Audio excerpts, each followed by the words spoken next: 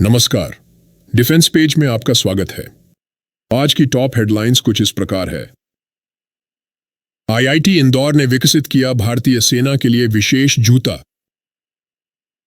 Doctor S Jaishankar ने बांग्लादेश संकट के बारे में राज्यसभा में दिया बयान।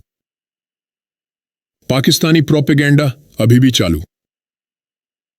जम्मू कश्मीर में अभी भी मुठभेड़ जारी। और भारतीय सेना ने प्राप्त किए JF-2 नामक नए ड्रोन।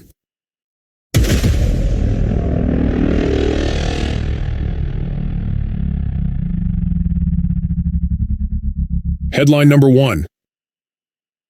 आईआईटी इंदौर के इंजीनियरों ने भारतीय सेना के लिए एक विशेष प्रकार का जूता विकसित किया है। इस जूते में अत्याधुनिक तकनीक का उपयोग किया गया है जो सैनिकों की सुरक्षा और कार्यक्षमता को बढ़ाएगा। इस जूते में ट्राइबो इलेक्ट्रिक नैनो जनरेटर तकनीक का उपयोग किया गया है जो चलने के दौरान बिजली उत्पन्न करता है।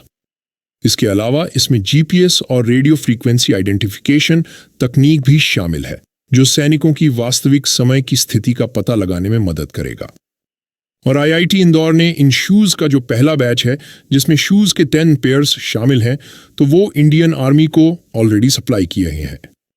और आईआईटी इंदौर के डायरेक्टर प्रोफेसर सुहास जोशी की तरफ से बताया गया है कि इन शूज में जिस तरह के इनोवेटिव फीचर्स दिए गए हैं तो वो आर्मी पर्सनल की सेफ्टी, कोऑर्डिनेशन और एफिशिएंसी को बढ़ावा देंगे।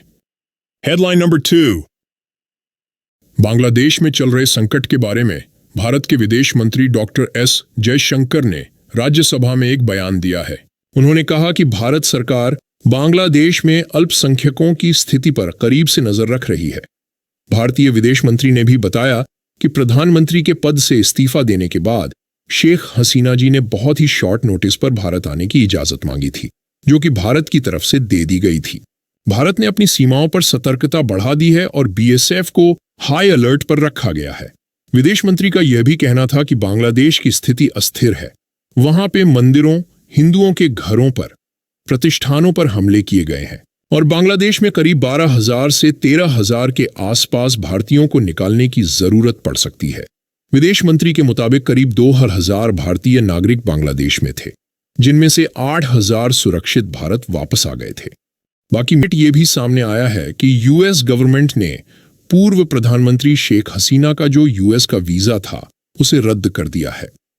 और भारत में कई सारे सिक्योरिटी एक्सपर्ट्स जिनमें फॉर्मर आर्मी चीफ भी शामिल है तो उन्होंने बांग्लादेश की इस करंट सिचुएशन को भारत के लिए काफी ज्यादा चुनौतीपूर्ण बताया है और अब भारत को बेहद ही ज्यादा सावधान रहने की जरूरत है।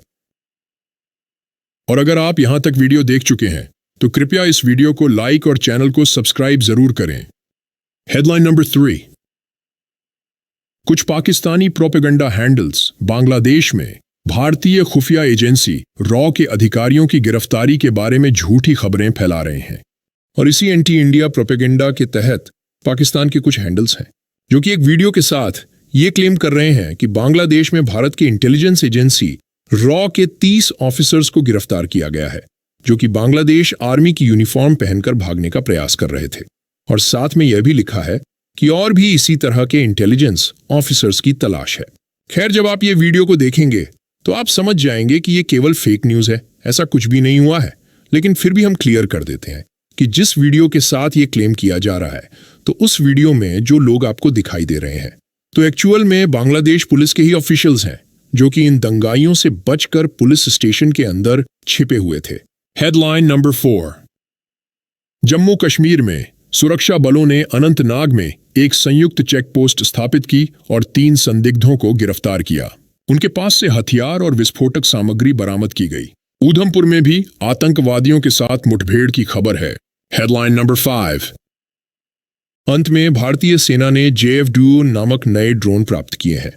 ये ड्रोन बॉर्डर इंटेलिजेंस, निगरानी और टोही कार्यों के लिए डिजाइन किए गए हैं। इनमें दिन और रात के थर्मल इमेजिंग कैमरे लगे हैं और ये जैमिंग विरोधी क्षमताओं से लैस है।